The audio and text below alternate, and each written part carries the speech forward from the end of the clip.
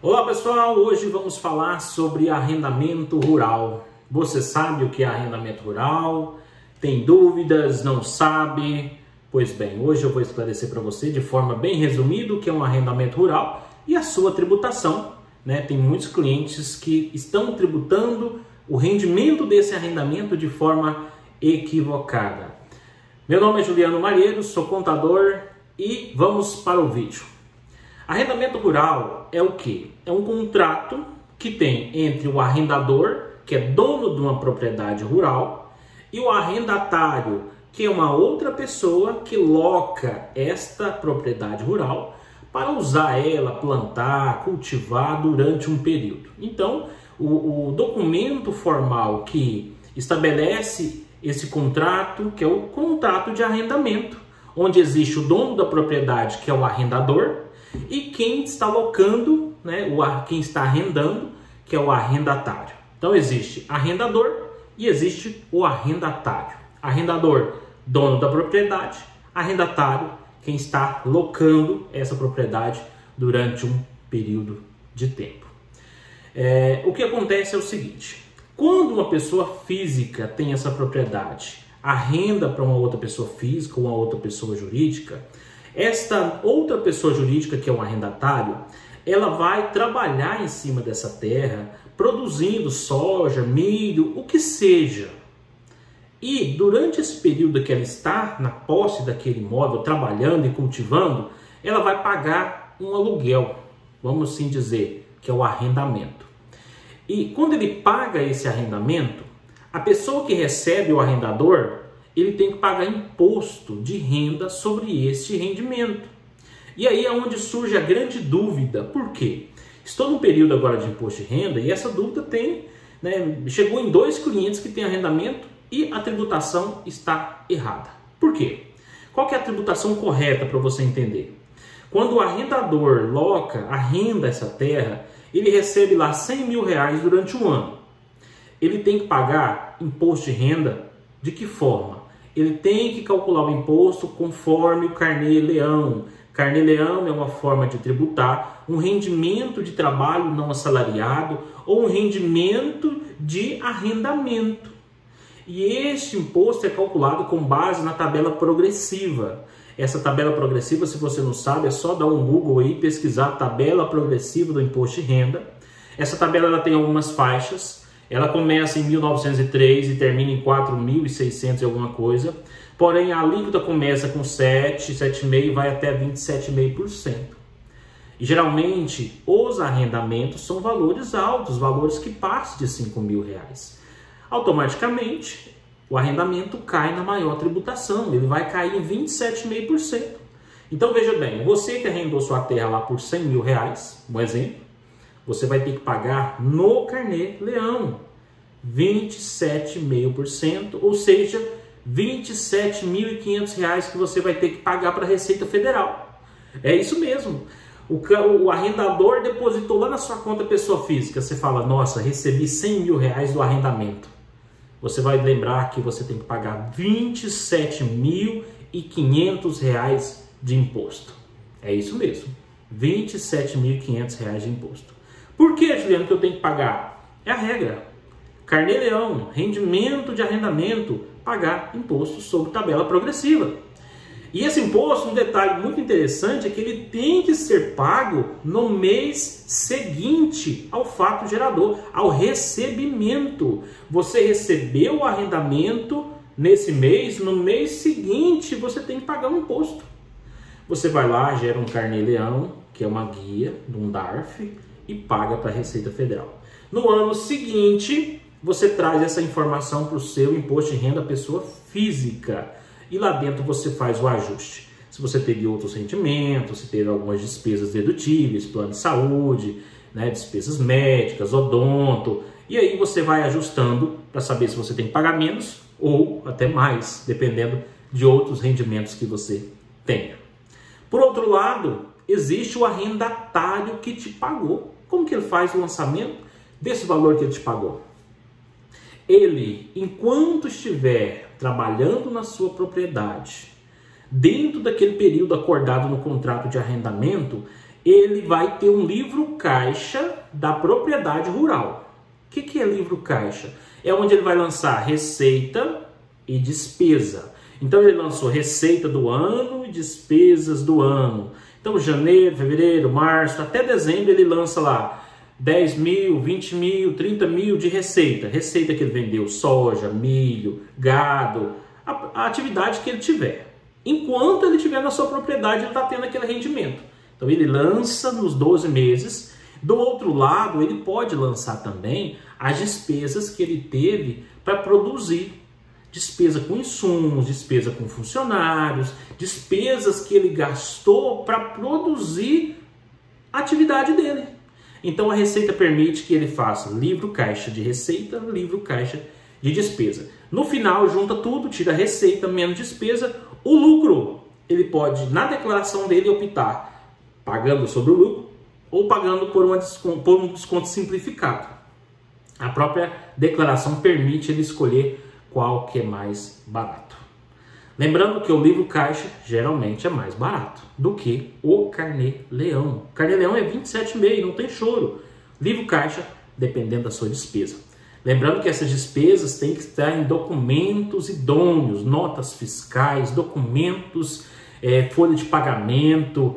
Não pode ser apenas um simples recibo, tá? Porque a Receita pode, durante 5 anos, pedir o livro caixa e esses documentos podem ser glosados. A Receita pode ignorar eles e tributar você num valor maior. Isso é o livro caixa lá do arrendatário, certo? Só que muitos dos arrendadores, quando recebe o valor do seu arrendamento, recebe lá os seus 100 mil reais, ele também faz o livro caixa na pessoa física, dentro da declaração. Errado.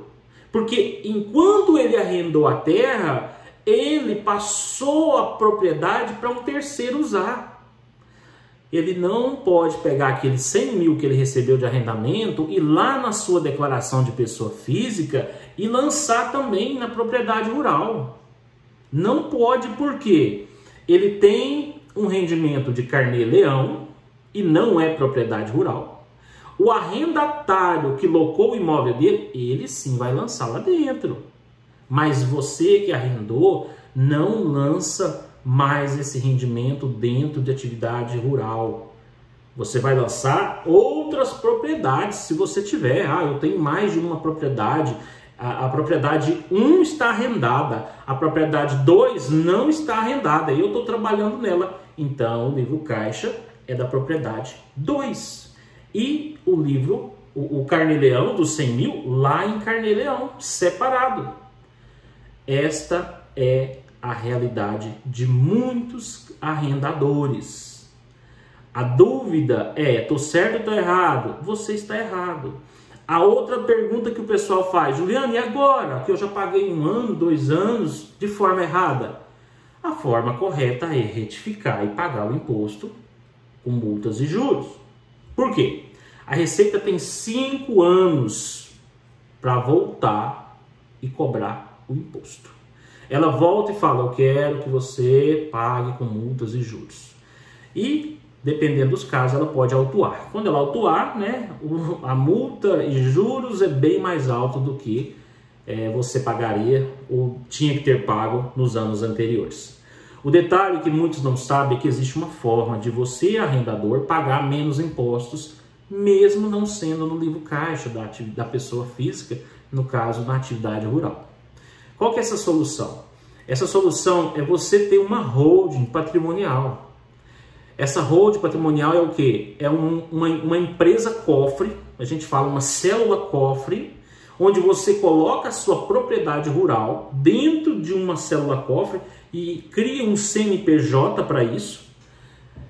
Neste CNPJ a gente coloca propriedade 1, propriedade 2, propriedade 3 e os rendimentos que você tem dessas propriedades é tributado dentro da empresa. E a tributação dentro da empresa ela é muito mais melhor do que na pessoa física. Imagina você tendo que pagar 27,5% na sua pessoa física e dentro de uma holding patrimonial você tributa esse rendimento, você vai pagar em média 10% a 11%. Olha só o ganho financeiro que você teve em ter uma holding, ter um CNPJ. Ah, Juliano, mas eu tendo um CNPJ, eu vou ter que pagar a mensalidade, uma contabilidade, eu vou ter que ter uma assessoria.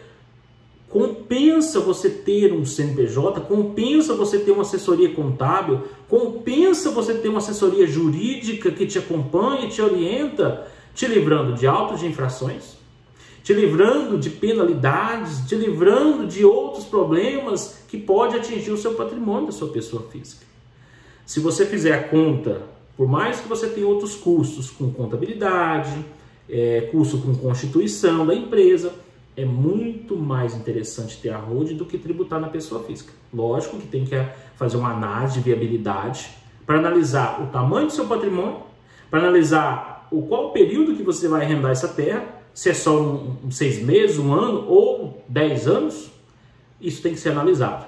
Mas a minha dica é que na pessoa jurídica existe uma solução para você pagar menos impostos sobre o seu rendimento.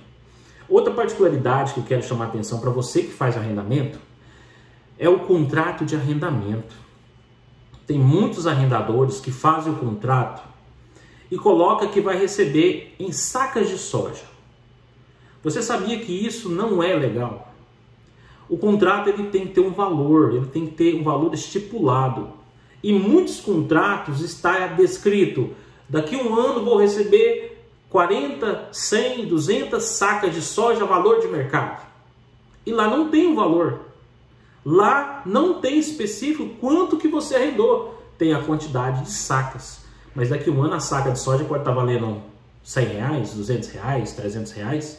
E isso não é correto. Então tem que tomar muita atenção. No momento em de celebrar um contrato de arrendamento, você tem uma consultoria de alguém, ou do advogado, de um contador, ou simplesmente pegar um contrato na internet e ir lá colocando as suas informações do arrendador, do arrendatário, a propriedade, e fazer algo que não é legal, que não te traz segurança.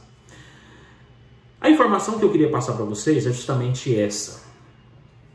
Tem muita gente pagando errado, e quem paga errado paga 2 vezes. Existe a solução para você pagar certo, existe a solução para você organizar o seu patrimônio. E outra coisa, a holding não só organiza essa questão do seu arrendamento. A holding ela vai te ajudar a organizar o seu patrimônio em uma sucessão.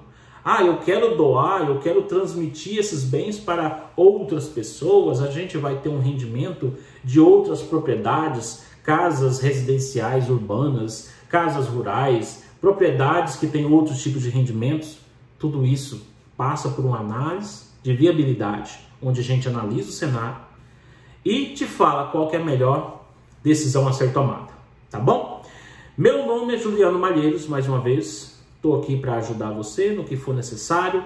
Deixe nos comentários, deixe sua dúvida, que eu vou ter o prazer de te ajudar. Caso você tenha dúvida não só com arrendamento, mas com imposto de renda pessoa física, constituição de empresa, tributação do livro caixa na pessoa física, declaração de imposto de renda, eu posso te ajudar, tá bom? Um forte abraço, manda esse vídeo para alguém que você conheça, que tem um arrendamento e você acha que ele está fazendo de forma errada.